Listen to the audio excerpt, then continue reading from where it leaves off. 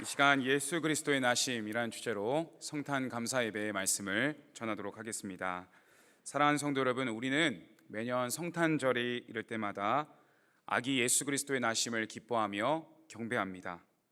성탄의 주인공은 오직 예수 그리스도이십니다. 그런데 하나님께서는 그 거룩한 탄생인 역사를 이루어 가시는 과정 속에서 마리아와 요셉과 같은 사람들의 순종을 사용하셨습니다.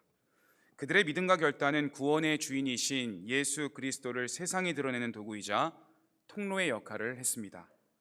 오늘 본문 마태복음 1장 18절부터 25절까지의 말씀은 예수 그리스도의 탄생 사건을 요셉의 시각에서 보여주고 있습니다. 약혼한 처녀 마리아에게서 설명할 수 없는 임신 징후가 나타났을 때 그의 약혼자 요셉이 매우 당황합니다. 그러나 하나님께서는 천사를 통해 요셉에게 개입하사 이 모든 일이 성령으로 말미암은 것임을 알려주시죠. 요셉은 하나님의 말씀에 순종하여 마리아를 아내로 맞아들였고 태어날 아기를 예수라고 이름 짓습니다. 이를 통해 예수님의 탄생에 담긴 깊은 의미가 나타나고 있습니다. 그것은 곧 예수님은 자기 백성을 죄에서 구원하실 구주이시고 또한 임마누엘, 오늘도 우리와 함께 하시는 주님이시라는 사실입니다. 오늘 우리는 이 본문을 통해 성탄의 의미를 깊이 묵상하게 될 뿐만 아니라 예수님의 사랑을 전하는 자가 되고 주님 말씀에 순종하기로 결단하는 모든 성도님들이 되시기를 주님의 이름으로 축원합니다. 첫째입니다. 우리 같이 한번 읽어볼까요? 시작. 예수 그리스도의 나심은 하나님의 주권적인 역사로 이루어졌고 그 일에 요셉과 마리아가 쓰임받았습니다. 오늘 본문 18절 19절 말씀을 같이 또 읽어볼까요? 이어서 읽겠습니다. 시작. 예수 그리스도의 나심은 이러하니라. 그의 어머니 마리아가 요셉과 약혼하고 동거하기 전에 성령으로 잉태된 것이 나타났더니 그의 남편 요셉은 의로운 사람이라 그를 드러내지 아니하고 가만히 끊고자 하여. 성도 여러분, 마리아와 요셉은 약혼한 사이로서 아직 정식 결혼식을 올리기 전이었습니다. 고대 유대의 문화에서 정혼은 오늘날의 약혼과는 비교할 수 없을 정도로 엄격한 법적 구속력을 가졌습니다. 그러니까 정혼이 곧 약혼이지 않습니까? 정혼이 성립되면 당사자들은 이미 법적인 부부로 간주되었고요. 이 관계는 오직 이혼 증서 발급이나 죽음에 의해서만 파기될 수 있었습니다. 그러니까 약혼 후 신랑과 신부는 약 1년 동안 따로 지내며 결혼을 준비했는데요. 바로 그 기간에 마리아에게서 임신 사실이 드러나게 된 것입니다. 약혼자 요셉은 충격과 슬픔 속에서 마리아가 부정을 저질렀다고 의심하지 않을 수 없었습니다. 당시 율법과 사회관습상 약혼 중인 여인의 임신은 심각한 수치와 처벌의 대상이 될 수 있었습니다. 만일 요셉이 마리아의 임신 사실을 공개적으로 주민들에게 나타냈다면 마리아는 평생 씻을 수 없는 치욕을 안게 되었을 것입니다. 사랑하는 성도 여러분, 19세기 미국 문학을 대표하는 소설가 너세니얼 호손이라는 작가가 있습니다. 사진 한번 띄워주시겠어요? 이 문학을 한번 보신 적이 있으신지 모르겠는데 그의 책 주홍글씨의 내용을 보시면 이 소설의 배경은 성경의 율법이 곧 엄격한 국가의 법이었던 철저한 17세기 미국 청도교 식민지 시대를 그리고 있습니다. 주인공 헤스터 프린이라는 여성이 간음하여서 사생아를 낳았다는 죄목으로 감옥에 갇히게 되었어요. 하지만 형벌은 감옥으로 끝난 게 아니었습니다. 추록부터 본격적으로 사람들의 차별이 시작되었어요. 그녀는 평생 가슴에 간음을 상징하는 단어 어덜터리의 첫자 붉은 글자 A를 달고 다녀야만 했습니다. 그러니까 A라는 옷을 늘 입고 다녀야 되니까 사람들은 이 여성이 간음한 여성이라는 것을 알 수밖에 없었던 것이죠. 이는 온 세상 사람들에게 그녀의 죄를 영원히 공포하게 하고 수치심의 감옥에 가두려는 사회적 낙인이었습니다. 그녀는 마을 광장에서 모든 이가 지켜보는 처형대 위에 서서 무려 3시간 동안 쏟아지는 비난과 멸시의 시선을 온몸으로 다 받아내야만 했어요. 여러분, 만약 그녀가 견뎌낼 수 있었겠습니까? 마을 사람들은 그 붉은 글자 A를 보면서 그녀를 정죄했고, 그녀는 철저히 고립된 채 마을 외곽 오두막에서 딸 펄과 함께 외로운 삶을 이어갔죠. 그런데 여기서 우리는 놀라운 반전을 목격합니다. 헤스터는 자신에게 씌워진 치욕의 낙인을 원명하며 무너지지 않았다는 것입니다. 그녀는 뛰어난 바늘질 솜씨를 가지고 그 수치스러운 글자 A를 감추는 게 아니라 오히려 화려한 금실로 수놓았습니다. 더 부각되게 했다는 것이죠. 죄를 감추기보다 자신의 잘못을 정면으로 마주하면서 묵묵히 나는 죄인이기 때문에 이웃의 고통을 돌보고 헌신적인 삶을 살기 시작했어요. 세월이 흘러 그녀의 진심 어린 삶을 목격한 많은 마을 주민들은 더 이상 그 글자를 간음이란 단어로 읽지 않았습니다. 사람들은 그 글자를 고난을 이겨낸 에이블, 능력이라고 읽기 시작했고, 또 다른 사람들은 그녀를 고통받는 이들을 돌봐주고 보살펴주는 엔젤, 천사의 머리 글자로 바꿔 부르기 시작했습니다.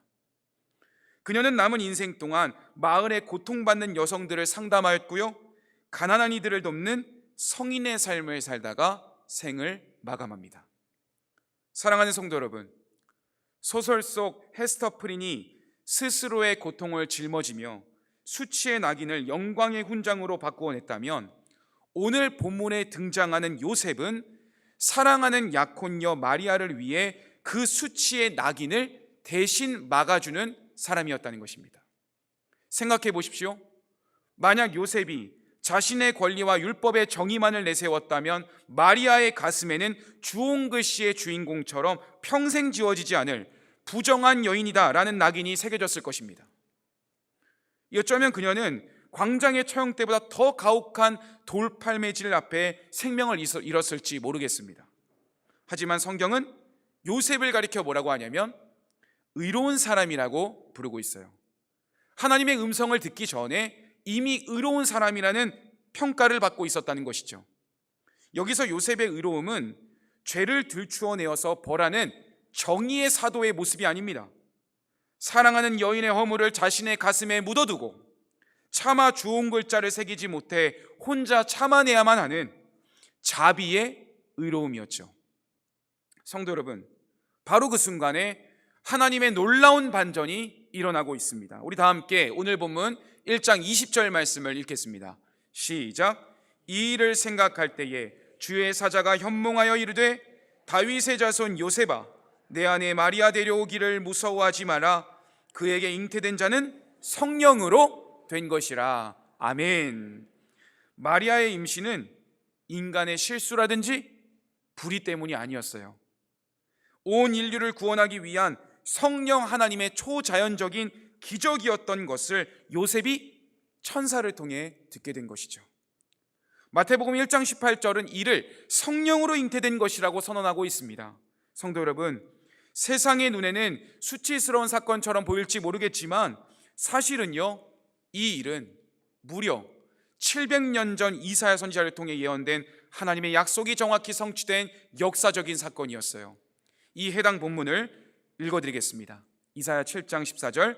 그러므로 주께서 친히 징조를 너희에게 주실 것이라. 보라, 처녀가 잉태하여 아들을 낳을 것이요 그의 이름을 임마누엘이라 하리라. 아멘. 예수님의 탄생을 예고한 이사야 선지자의 예언이 성취되는 영광의 순간을 요셉과 마리아가 체험하게 된 것입니다. 성도 여러분, 성경을 보십시오.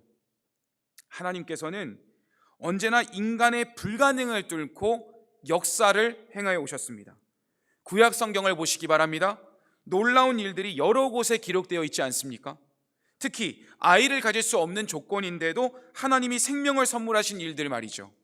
대표적인 예로 아주 나이가 많아서 생물학적으로 출산이 불가능했던 사라에게 하나님은 아들 누구를 주셨습니까? 이삭을 주시지 않았습니까?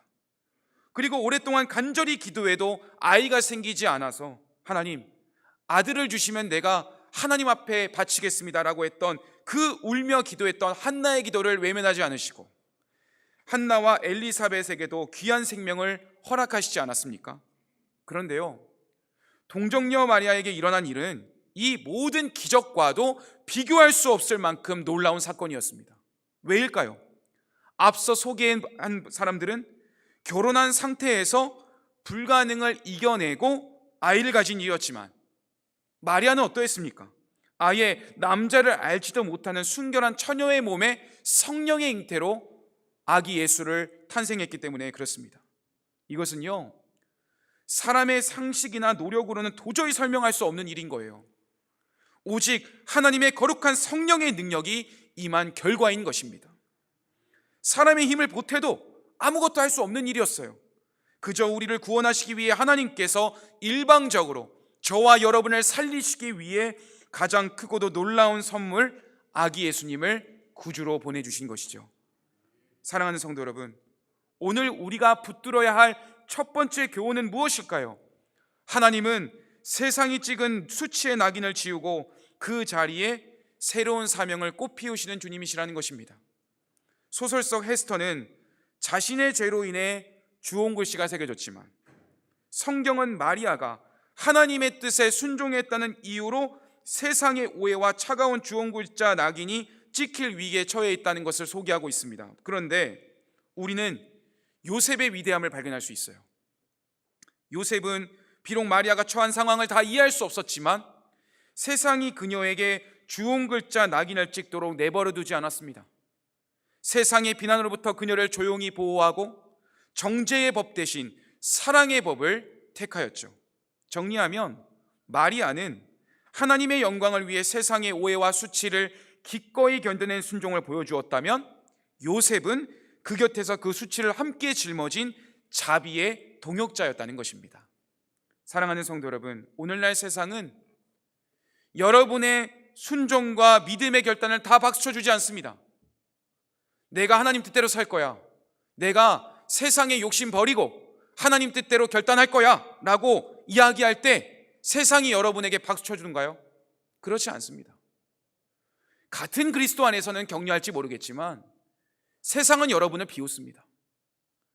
때로는 여러분의 과거를 들춰서 너가 뭔가를 할 수 있겠어, 하나님 앞에서 너가 무슨 자격으로 일을 할 수 있겠어 라고 정죄합니다. 하지만 우리 하나님은요, 세상과 다릅니다. 하나님은 우리가 지은 죄의 낙인을 보혈로 덮어 씻으시고 간증의 주인공이 되게 하시는 주님이신 줄로 믿습니다. 또한 우리가 믿음을 지키는 것 때문에 세상에서 손해받든지 억울한 일을 당했다 할지라도 성도 여러분, 절망하지 마시기 바랍니다.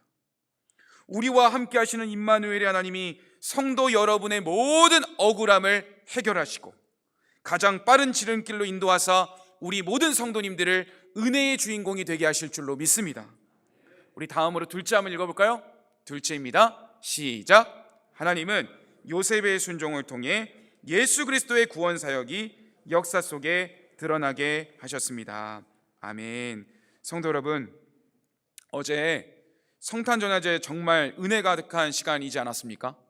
너무 은혜 가득한 시간이었어요. 선교회별로 정성껏 준비한 워십이라든지 합창, 율동, 수어 찬양, 무언극, 얼마나 인상 깊었는지 몰라요. 그리고 유치부 아이들은 서 있는 것만 해도 너무 귀엽잖아요. 그렇죠? 참 얼마나 감사했는지 몰라요. 그런데 정말 무대에 세워드리지 않았으면 큰일 날 뻔했겠다 이라는 성도님들도 계셨고, 제가 목사로서 어제 마지막 부분에 제가 말씀을 드렸는데 제가 아무런 순서가 없었잖아요.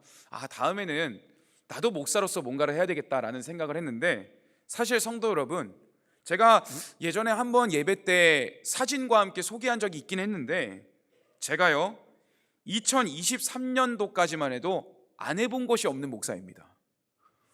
4년 전에 2021년 겨울에 제가 울산교회 고등부 목사였던 시절이었는데요.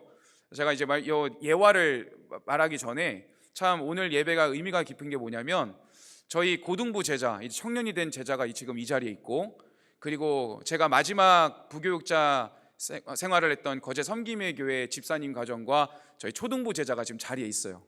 얼마나 참 기쁜지 몰라요.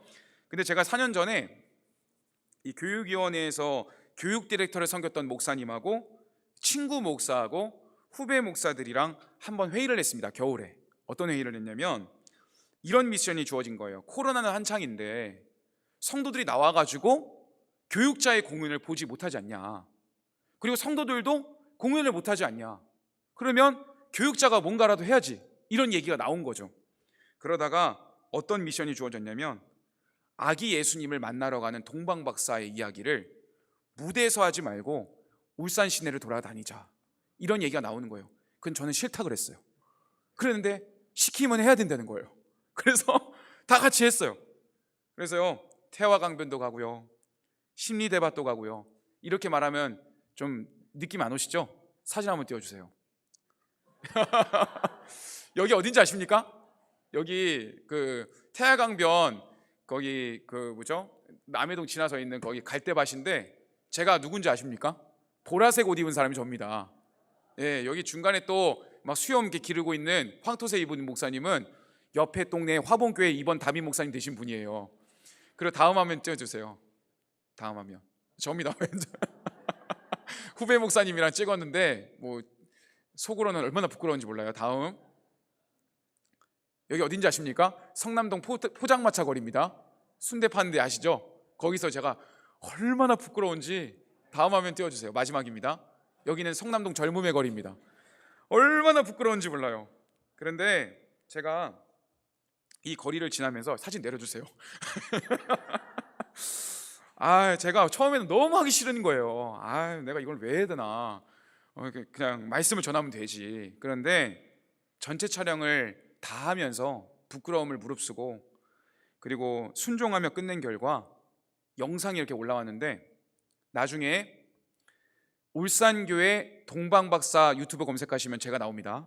궁금하신 분들은 보시면 되겠습니다. 근데 그런 생각이 드는 거예요. 아기 예수님을 찾아 나선 동방박사의 마음이 이런 마음이었겠구나 라는 생각이 드는 거예요. 저는 성경 속에 나오는 인물의 100분의 1도 되지 않는 아주 작은 실천이었는데, 이미 아기 예수님을 경배하러 찾아갔던 성경 인물의 삶을 저는 재현했을 뿐인데도 불구하고 주님을 찾아 나서는 그 시간들이 아직도 저에게는 바로 엊그제 일처럼 보이고 큰 은혜의 시간이었습니다. 그런데 성도 여러분, 주님을 만나기 위해 먼 길을 떠났던 그 동방박사들보다 먼저 주님을 맞이하기 위해 자기 인생의 가장 큰 결단을 내려야 했던 한 사람이 있었습니다. 그는 누구일까요? 요셉입니다. 혼란스러운 마음으로 밤을 지새우고요, 고뇌하던 요셉에게 하나님께서는 천사를 보내어 그의 비전을 보여주신 거예요. 어쩌면 그가 마주한 하나님의 은혜는 단순히 별을 보고 찾아온 동방박사들이나, 물론 그 믿음도 귀하지만, 목자들이 경험한 것과 제가 실천하며 느꼈던 것보다 비교되지 않을 만큼 훨씬 깊고 놀라운 은혜의 순간이었을 것이다 라는 생각을 해봤어요. 성도 여러분, 천사의 개입으로 상황은 전환점을 맞이합니다. 하나님께서 요셉의 고민과 갈등 가운데 분명한 말씀을 주셨어요. 주의 사자는 꿈에 나타나 요셉에게 하나님의 지시를 전하고 있습니다. 우리 다시 한 번 더 1장 20절 말씀을 읽겠습니다. 20절 말씀 시작. 이 일을 생각할 때에 주의 사자가 연몽하여 이르되 다윗의 자손 요셉아, 내 아내야 마리아 데려오기를 무서워하지 마라. 그에게 잉태된 자는 성령으로 된 것이라. 성도 여러분, 천사가 먼저 그를 부른 호칭이 무엇입니까? 다윗의 자손 요셉아 라고 말하고 있어요. 요셉이 메시아의 조상이 되는 다윗 왕의 혈통이 속해 있음을 강조하고 있는 것이죠. 하나님은 요셉을 통해 다윗의 자손으로 오실 메시아의 가문적 기반을 마련하고자 했습니다. 천사는 계속 말합니다. 내 아내 마리아 데려오기 무서워하지 마라. 그에게 잉태된 자는 성령으로 된 거야. 염려할 것 없다. 이렇게 이야기를 한 거죠. 성도 여러분, 요셉이 염려하던 모든 문제는 무엇이었습니까? 결혼 전에 임신한 마리아와 결혼하는 것이 과연 옳은 일인지와 자신이 입을 사회적 비난에 대한 두려움을 모두 내려놓으라는 것입니다. 하나님께서 이미 이 일을 주관하고 계시니 너는 두려워할 것 없다라고 안심시켜 주시는 것이죠. 그리고 이어서 가장 중요한 메시지가 주어집니다. 아들을 낳으리니 이름을 예수라 하라. 이는 그가 자기 백성을 그들의 죄에서 구원할 자이심이라. 이 한 문장이 태어날 아기 예수의 정체성과 사명을 압축하고 있어요. 여기서 예수라는 이름의 의미가 분명히 제시되고 있지 않습니까? 성도 여러분, 예수님은 헬라어로 이에수스이고 히브리어로는 예호슈아입니다. 이는 문자적인 의미로 풀었을 때 여호와는 구원이시다라는 의미인 것입니다. 천사가 이 이름을 택하여 짓게 한 것은 아기 예수님께서 장차 행하실 사명을 정확하게 백성들에게 드러내기 위함이었어요. 곧 예수님은 저와 여러분의 죄에서 구원하실 구주로 오신 것이죠. 아멘이신가요? 여러분, 이 말은 100번 1000번을 해도 부족합니다. 사실 유대 민족은 로마의 압제에서 자신들을 건져줄 정치적 메시아를 기다리고 있었지만 하나님은 본질적으로 죄의 사슬에 묶인 자기 백성을 해방시킬 영적 구원자를 우리에게 보내주신 것이죠. 예수님께서는요, 공생의 사역 기간 중에 훗날 자신의 이 땅에 오심의 목적을 밝히셨어요. 누가복음 19장 10절 말씀을 읽어볼까요? 시작. 인자가 온 것은 잃어버린 자를 찾아 구원하려 함이니라. 사랑하는 성도 여러분, 예수님은 이 말씀을 하시고 십자가에서 그 사명을 실제로 완수하셨습니다. 그러므로 예수라는 이름 속에는 하나님의 크신 구원의 계획과 사랑이 함축되어 있는 것입니다. 성탄은 우리를 죄에서 건지실 구원자 탄생의 기쁜 소식인 거예요. 이때 요셉은 하나님의 말씀을 들은 즉시 순종합니다. 24절 말씀입니다. 요셉이 잠에서 깨어 일어나 주의 사자의 분부대로 행하여 그의 아내를 데려왔더라. 여러분, 요셉은 더 이상 망설이지 않았어요. 주저하지 않았습니다. 하나님의 명령에 따라 마리아를 아내로 받아들입니다. 심지어 아들을 낳기까지 동침하지 아니하였다라고 이야기하는데요, 이것은요, 요셉이 아기가 태어나기까지 부부관계를 절제함으로써 예언된 메시아의 탄생이 온전히 동정녀를 통해 이루어졌음이 보존되도록 이끌었다는 것입니다. 마침내 아들이 태어나자 요셉은 천사가 일러준 대로 그의 이름을 예수라 이름 짓습니다. 이처럼 요셉은 하나님의 구원 계획에 자신을 온전히 내어드리고 헌신하심으로 함으로써 성탄 이야기의 중요한 축복의 통로가 될 수 있었던 것이죠. 여러분, 요셉과 마리아의 이 귀한 순종은 구약의 왕후 에스더의 결단을 떠오르게 합니다.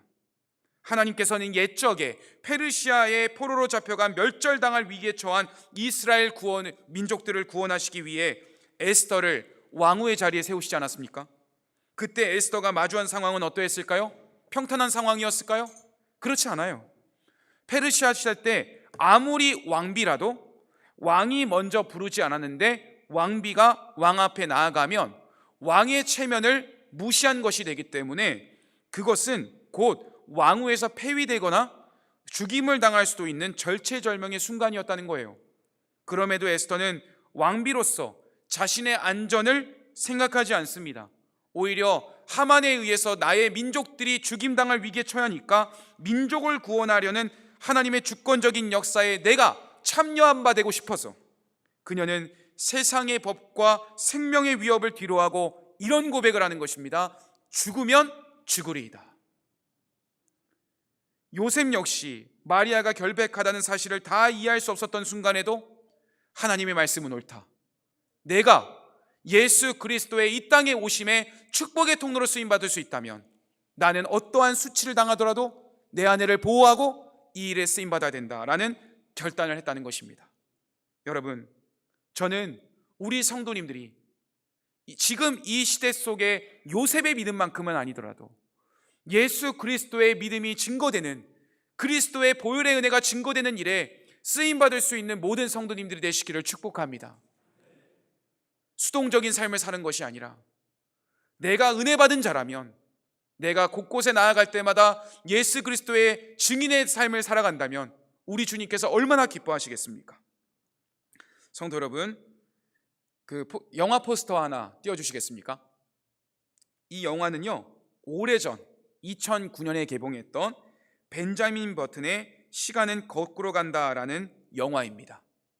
브래드 피트가 주연을 맡아 큰 화제를 모았던 이 영화는 당시 한국에서는 176만 명, 한 보통 수준의 관객을 보유했지만 전 세계적으로는 4,500억 원이라는 엄청난 흥행을 기록한 영화입니다.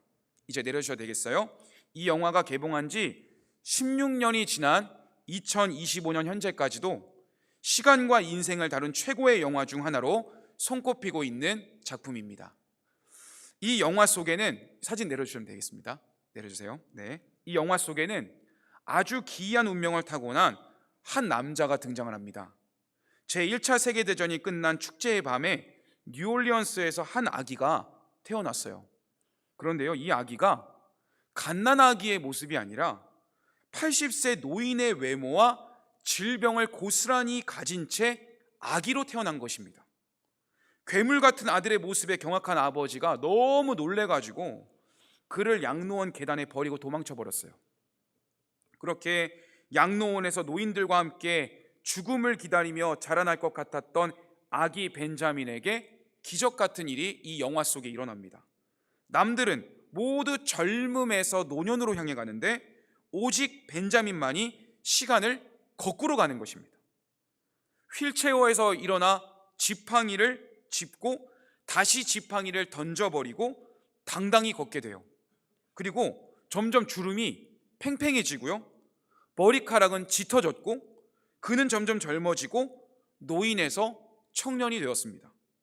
하지만 이 신비로운 운명 뒤에는 뼈아픈 고독이 숨어 있었습니다. 뭐냐면 그것은 바로 벤자민이 젊어질수록 그가 세상에서 가장 사랑하는 여인 데이지는 주름이 늘어나고 늙어가고 있었기 때문입니다. 두 사람의 시간은 딱 한 번 인생의 중간 지점에서야 비슷하게 만날 수 있었을 뿐 결국 서로 다른 방향으로 스쳐 지나갈 수밖에 없었던 것이죠. 영화의 마지막에 벤자민은요, 모든 기억을 잃어버리고요, 갓난아기가 되어버리고 말았어요. 그리고 그때 곁에는 이미 할머니가 되어버린 연인 데이지의 품에 안겨 그 아기가 이제 평온하게 숨을 거둡니다. 남들과 반대로 흘렀던 그의 기구한 시간 속에서 벤자민이 깨달았던 것이 있습니다. 그것은 인생에서 소중한 것들은 영원히 머물러 주지 않는다는 것, 우리는 매 순간 상실의 시대를 살아가고 있다라는 것을 영화의 감독이 영화의 스토리를 통해 우리에게 알려주는 것입니다. 성도 여러분, 제가 이 영화를 성탄감사 예배 때 소개해드리는 이유가 있습니다. 사실 우리의 신앙도요, 이와 같습니다. 우리는 흔히 상실의 시대를 살아갑니다. 어릴 적 크리스마스의 설렘과 순수했던 믿음은 오늘날 지금 이 자리에 계시는 중년이 되어버린 우리 성도님들 가운데에 너무 우리가 바쁘게 살아가는지라 옛날의 감동은 오래전으로 끝나버린 것이죠. 나중에 여유가 생기면 열심히 믿겠다며 신앙의 우선순위를 자꾸만 뒤로 밀어버릴 때가 있습니다. 젊은 시절에는 시간이 무한할 줄 알고 미루고, 나이가 들어서 지금 중년이 된 이때는 마음이 굳어져서 하나님을 예배하지 못하는 상실의 시대를 살아가고 있다는 것이죠. 하지만 오늘 본문이 선포되는 임마누엘은 나중에 함께 하실 하나님이 아닙니다. 바로 지금 저와 여러분에게 함께 하시는 하나님이신 줄로 믿습니다. 벤자민 버튼의 대사 중 이런 말이 있어요. 인생에 너무 늦었거나 혹은 너무 이른 때는 없다. 너는 너가 되고 싶은 사람이 될 수 있어. 언제라도 지금 시작할 수 있단다. 사랑하는 성도 여러분, 주님을 깊이 만나는 일에는 나중이 없습니다. 어릴 적 믿음을 잃어버린 채 무미건조한 중년을 보내고 계십니까? 혹은 아직은 젊다며 너무 어리다며 믿음의 결단은 나중 일이라고 미루고 계시지 않으신가요? 2025년 오늘 임마누엘의 주님은 바로 지금 여러분의 문 앞에 서 계십니다. 상실해가는 세월 속에서 우리가 끝까지 놓치지 말아야 할 단 한 가지는 바로 지금 나와 함께 하시는 예수 그리스도이신 줄로 믿습니다. 언젠가가 아니라 지금 바로 결단하고, 지금 바로 헌신하고, 지금 바로 예배자로 사시는 모든 성도님들이 되시기를 축복합니다. 시간이 많이 갔지만 마지막 셋째 함을 읽어볼까요? 시작. 예수 그리스도의 나심은 임마누엘의 약속대로 하나님께서 우리와 함께 거하시기 위함입니다. 성도 여러분, 우리는 앞서 요셉의 의로움과 비난의 위험 앞에서도 묵묵히 제자리를 지킨 마리아와 요셉의 순종, 그들의 입장을 살펴보았습니다. 그런데요, 사실 오늘 본문의 주인공은 마리아도 아니고 요셉도 아닙니다. 앞에 이야기한 이야기 잊으셔도 괜찮습니다. 하지만 지금이 더 중요한 것입니다. 말씀의 주인공은 바로 우리와 함께 하시기 위해 이 땅에 오신 임마누엘 예수 그리스도이십니다. 요셉의 의로움도 마리아의 순종도 결국은 이 한 분 예수님을 우리에게 보내시기 위한 하나님의 통로일 뿐이죠. 여러분, 보라, 처녀가 잉태하여 아들을 낳을 것이요 그의 이름은 임마누엘이라 하리라 라는 약속은요, 앞서 살펴보았던 것처럼 이사야 선지자가 활동했던 시대 때에 선포되었던 예언이었습니다. 그러면 우리는 이 말씀이 이루어졌다라는 것만 볼 게 아니라 어느 시대 때에, 이사야 시대 때가 어떤 때였길래 이 말씀이 선포되었는가라는 궁금증을 가지셔야 됩니다. 이 놀라운 약속은요, 그때 당시로부터도 약 700년 전 유다의 아하스 왕이 마주했던 절망적인 국가 위기 속에서 처음 선포되었던 말씀이었어요. 우리는 이 귀한 예언이 선포되었던 그 당시 시대적 배경을 알 필요가 있습니다. 당시 유다는요, 이웃 나라인 아람과 북이스라엘의 연합 공격으로 절체절명의 위기에 빠져 있던 때였어요. 두려움에 떨던 아하스 왕은요, 하나님을 의지하는 것이 아니라 당대 강대국이었던 아수르를 의지하면서 그들의 힘을 빌려 위기를 모면해보고 싶어 했습니다. 그런데 바로 그때 하나님께서는 이사야 선지자를 통해 아하스에게 임마누엘이라는 징조를 주셨습니다. 여러분, 이 말씀의 교훈은 분명합니다. 너는 왕으로서 강대국의 군대나 눈에 보이는 힘을 의지하지 말아라. 참된 구원은 오직 너희와 함께 하시는 하나님께로부터 오는 것이다. 메시아를 믿어야 되는 것이다 라고 이야기하는 거예요. 그런데요, 너무나도 안타깝게도 아하스는 하나님의 말씀을 부정합니다. 거절합니다. 그런데요, 하나님께서는 인간의 불신과 상관없이 그 이사야 시대 때의 아하스가 그 말씀을 신뢰하지 않았지만 결국 신약 시대 때의 함께함의 약속을 예수 그리스도를 보내심으로써 이루어 주신 것입니다. 여러분, 700년 전 아하스 왕이 거부했던 그 징조가 이제는 동정녀 마리아의 몸을 빌려 인간의 몸을 입고 찾아오신 예수님을 통해 하나님의 때에 이루어진 것입니다.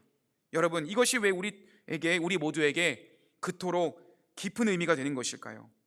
하나님이 우리와 함께 계신다는 것은 우리 곁에 계신다는 일반적인 뜻을 넘어서는 약속이기 때문에 그렇습니다. 임마누엘이라는 것은요, 여러분의 고통과 한계, 심지어 우리가 겪는 과거의 죄와 주홍 글씨로 새겨질 수치까지도 예수님이 다 감당하셨다는 거예요. 가장 높은 보좌를 버리고 가장 낮은 인간의 자리로 내려오신 예수님의 탄생은 우리가 어떤 상황에 처해 있든 결코 혼자가 아님을 증명하는 살아있는 사랑의 표징인 것입니다. 요한복음 1장 14절을 읽고 말씀을 마무리하겠습니다. 함께 읽을까요? 시작. 우리가 그의 영광을 보니 아버지의 독생자의 영광이요 은혜와 진리가 충만하더라. 아멘.